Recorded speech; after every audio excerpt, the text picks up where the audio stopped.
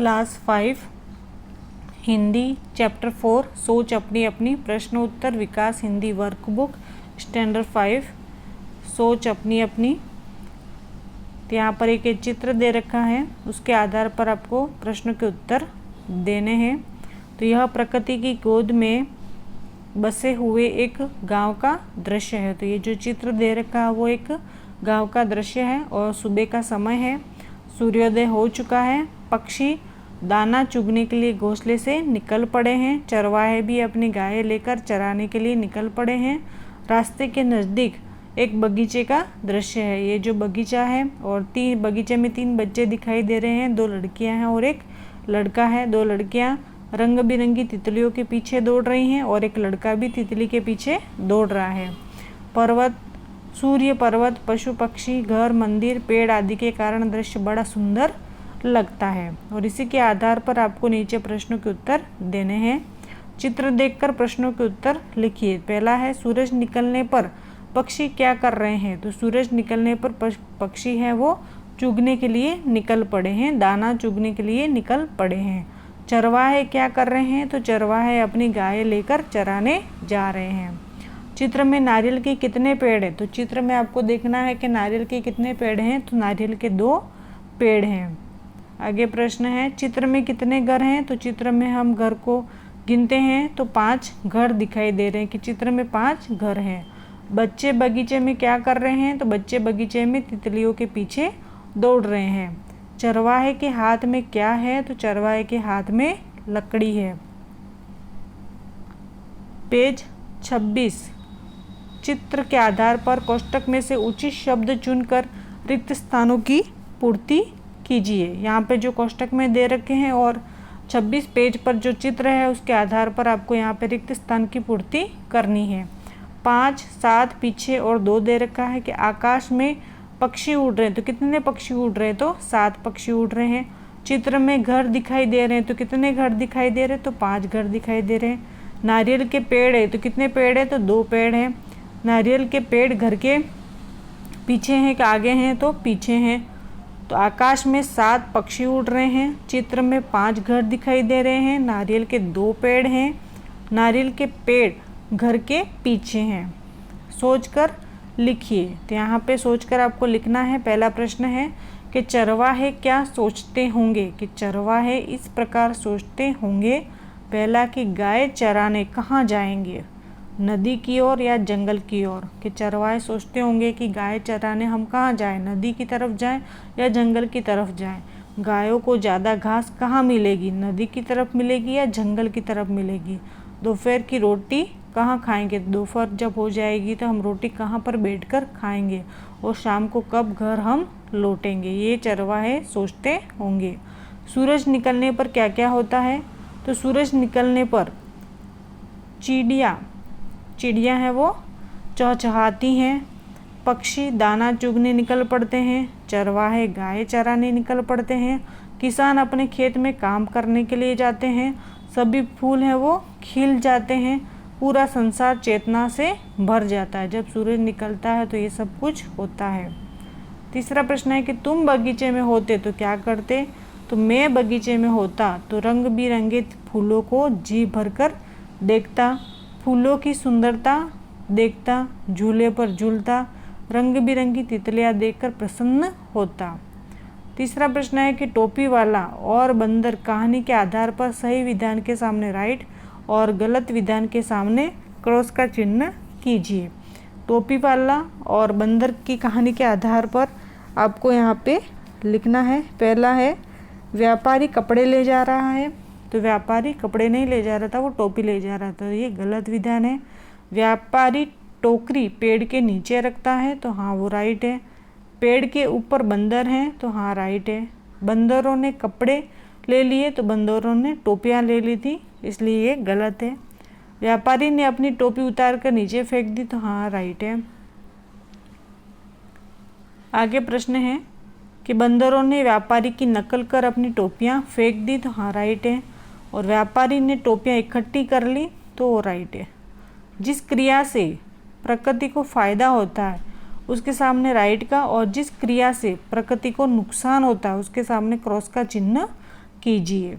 तो पहला है कि लोग पेड़ काटते रहते हैं, तो इससे क्या होता है, प्रकृति को नुकसान होता है, तो ये गलत हो जाएगा।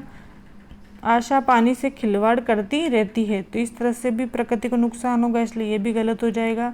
अनुज कमरे से बाहर जाता है तो लाइट बंद करना भूल जाता है, तो ये भी नुकसान होता है। बिजली वेस्ट होती है, तो यह भी प्रकृति का नुकसान होता है, तो ये भी गलत हो जाएगा। नवीन हर साल पेड़ पौधे लगाता रहता है, तो ये प्रकृति को फ़ायदा होता है, तो ये राइट होगा। किसान खेतों में कुदरती खाद डालते हैं, तो ये भी राइट है। सतीश रास्ते में खड़ा रहता है तो भी मोटरसाइकिल चालू रखता है, तो इसमें प्रकृति का नुकसान होता है, तो ये गलत है। आगे प्रवृत्तियां हैं कि चित्र को देखकर उसका वर्णन कीजिए। यहाँ पर एक चित्र दे रखा है, उसके आधार पर आपको इसका वर्णन करना है कि चित्र में आपको क्या क्या दिखाई दे रहा है। यहाँ पे पेड़ हैं, झोपड़ी है, कुआं है, सब्जियां हैं और एक किसान फसल काट रहा है। खजूर का पेड़ है, आम का पेड़ है, ऊँट दिखाई दे रहे हैं, जंगल, मैदान, पशु पक्षी सब कुछ हमें दिखाई दे रहा है। तो यह कुदरती दृश्य है। किसान फसल काट रहा है, उसके पास क्यारी में सब्जी है, कुआं और छोटी कुटिया भी है, कुएं के पास पक्षी हैं, कुछ पेड़ और मैदान दिखाई देते हैं। नारियल का एक पेड़ भी है, पर्वतों के बीच एक सरोवर है, सरोवर में जहाज तैर रहा है और दूर दूर 3 ऊँट जा रहे हैं और बड़ा मनभावक दृश्य है। इस तरह से ये चित्र देखकर आपको यहाँ पर ये लिखना है। आगे है अलग अलग फूलों के चित्र इकट्ठे करके यहाँ चिपकाइए और उसके नीचे हिंदी नाम लिखिए। आपको यहाँ पर फूलों को इकट्ठा करना है और यहाँ पर चिपकाना है और उसके नीचे उन फूलों के नाम लिखने हैं हिंदी में।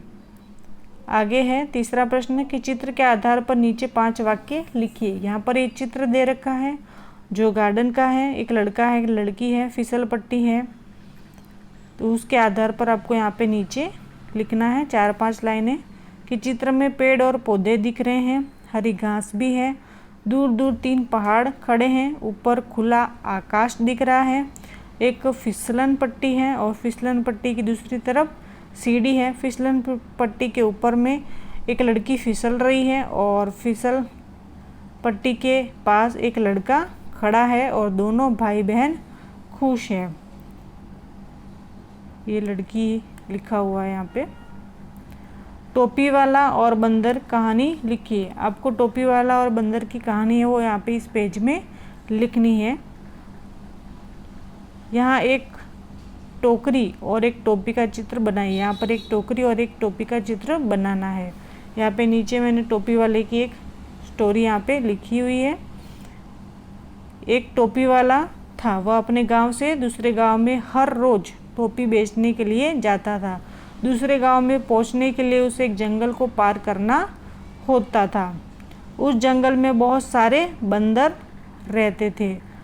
यह दिन रोज की एक तरह टोपी वाला अपनी टोपी बेचने के लिए दूसरे गांव में जा रहा था। वह धीरे धीरे जंगल को पार कर रहा था कि उसका दिनचर्या थी कि हर रोज वो टोपी बेचने के लिए जाता था और उसे जंगल को पार करना पड़ता था और वहाँ पे उस जंगल में बहुत सारे बंदर भी रहते थे। धूप बहुत तेज़ थी इसलिए टोपी वाला बहुत ज़्यादा थक गया था चलते चलते, क्योंकि उसके गांव से दूसरे गांव में जाने के लिए बहुत बड़ा जंगल का रास्ता उसको पार करना पड़ता था। उसने सोचा कि क्यों ना थोड़ी देर आराम कर लिया जाए और उसने अपनी टोपियों से भरा संदूक पेड़ के नीचे रखकर वहाँ आराम करने लगा। उसकी जो टोपियों से भरी जो टोकरी होगी वो पेड़ के नीचे रखकर आराम करने लगा। उसे वो गर्मी बहुत लग रही थी, वो थकान हो रही थी, इसलिए वो आराम कर रहा था। क्योंकि टोपी वाला बहुत ज़्यादा थक गया था इसलिए आराम करते करते उसको कब नींद आ गई टोपी वाले को पता ही नहीं चला और वह गहरी नींद में सो गया। उसके बाद अचानक से जब टोपी वाले की आंखें खुली तब उसने देखा कि उसके संदूक में से सभी टोपियां गायब हैं और उसने जब आसमान में आसपास में देखा और पेड़ की ओर देखा तब वहां उसने देखा कि सभी बंदर के सिर पर उसकी टोपियां हैं। कि जब वह अपनी आंखें खोली तो उसने अपनी टोपियां टोकरी में नहीं पाई, तो उसने आसपास देखा और पेड़ की ओर देखा तो उसने देखा कि बंदर के सिर पर उसकी टोपियां हैं। अब उसको यह समझ में नहीं आ रहा था कि इन बंदरों में अपनी कॉपी कैसे पाऊंगा। टोपी, ये मिस्टेक है यहाँ पे। यह देखकर टोपी वाले को बहुत ज़्यादा गुस्सा आया। उसने नीचे से एक पत्थर उठाया और बंदरों की तरफ मारने लगा। टोपी वाले की नकल करते हुए बंदरों ने भी पेड़ से फल तोड़कर टोपी वाले की तरफ देखना शुरू कर दिया। अब टोपी वाले के दिमाग में बात समझ में आई कि यह बंदर नकलची है और मैं जैसा करूँगा यह लोग भी वैसा ही करेंगे। टोपी वाले के दिमाग में आइडिया आया कि यदि मैं अपनी टोपी ज़मीन पर फेंक देता हूँ तब हो सकता है कि बंदर भी अपने सर से टोपी निकाल कर नीचे फेंक देंगे। टोपी वाले ने अपने सिर की टोपी निकाल कर नीचे फेंक दी और जैसा टोपी वाले ने सोचा था वैसा ही हुआ। सभी बंदरों ने अपने सिर से टोपी निकाल कर नीचे फेंक दी। टोपी वाले ने तुरंत ही अपनी सारी टोपी को उठाकर अपने संदूक में भर लिया और तुरंत ही उस जंगल से खुशी खुशी अपनी टोपी बेचने के लिए दूसरे गांव में चला गया।